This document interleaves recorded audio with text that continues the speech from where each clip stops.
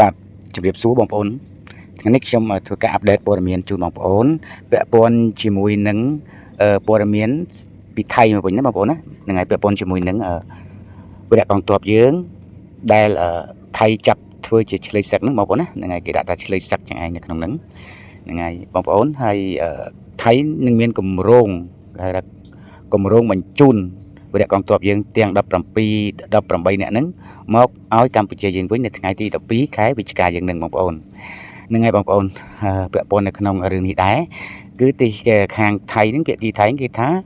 ទាហានឆ្លើយសឹករបស់កម្ពុជាយើងនឹងចំនួន7នាក់ហ្នឹងហើយគឺសុំខាងថៃហ្នឹងដាក់ថ្មិញសិនហ្នឹងហើយឲ្យបានរួចរាល់សិនទើបបញ្ជូនមកប្រទេសកម្ពុជាវិញអញ្ចឹងណាបងប្អូនណាថាខាងវីរៈកងទ័ពយើង7រូបហ្នឹងហ្នឹងហើយត្រូវសុំខាងភាគីថៃហ្នឹងដាក់ថ្មិញឲ្យពេញមាត់សិនបងប្អូនចំណុចនេះបងប្អូនមានសង្ស័យមានឆ្ងល់ដែរថាហេតុអីបានជាវីរៈកងទ័ពយើងទាំង17នាក់ធ្វើការដាក់ថ្មិញអានេះបើតាមមើលខ្ញុំអានជាភាសាថៃគេដាក់ថាម៉េច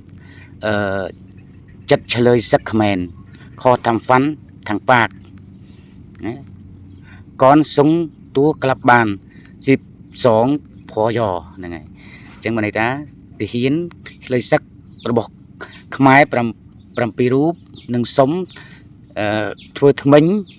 ឲ្យបានរួចរាល់ពេញមួយមាត់តែម្ដងបងប្អូនណាហ្នឹងហើយមុននឹងបញ្ជូនខ្លួនត្រឡប់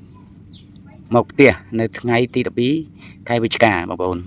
មានសង្ស័យមានឆ្ងល់អត់បងប្អូនថាហេតុអីបានជា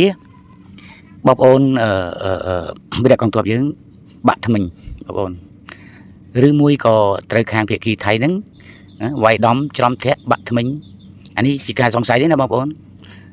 បាទនេះជាព័ត៌មានរបស់វាដែលចុះមកដែលអាប់ដេតមកហើយយើងក៏ទទួលយកបាន យកមកជម្រាបជូនបងប្អូនប្រិយមិត្តក៏ដូចជាពុកម៉ែបងប្អូនយើងទាំងអស់ទាំងក្នុងនិងក្រៅប្រទេសផងបងប្អូនដាក់ការសង្ស័យដូចខ្ញុំអត់ខ្ញុំសង្ស័យតែខាងភាគីថៃហ្នឹងហើយធ្វើបាបនៅវីរៈកងទ័ពរបស់យើងទេរហូតដល់វាដំបាក់ថ្មិញអស់ពេញមាត់តែម្ដងបងប្អូនហ្នឹងហើយអានេះជាការសំណេរបងប្អូនឃើញស្រាប់ហើយដែលខ្ញុំអានជូនមិញគឺចិត្តឆ្លើយសឹកខ្មែរ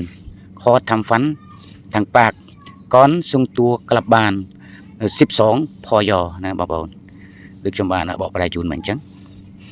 បាទខ្ញុំអត់ទុកចិត្តទេបើសិនជាវីរៈកងទ័ពយើងបានធ្វើថ្មិញមែនច្បាស់ណាស់ជាខាងភាគីថៃនឹងច្បាស់ជាមានការវាយតប់ឬក៏ធ្វើបាបទរណកម្មយ៉ាងណានោះទើបបានជាគាត់បាក់ថ្មិញអស់ទើបគាត់សុំខាងថៃហ្នឹងដាក់ថ្មិញឲ្យពេញមួយមាត់សិនហ្នឹងហើយបានន័យថាដាក់ថ្មិញទាំងអស់តែម្ដងហ្នឹងគ្រប់7នាក់ហ្នឹងបងប្អូនទាំង7រូបហ្នឹងទើបត្រឡប់មកខ្មែរនៅថ្ងៃទី12ហ្នឹងណាបងប្អូន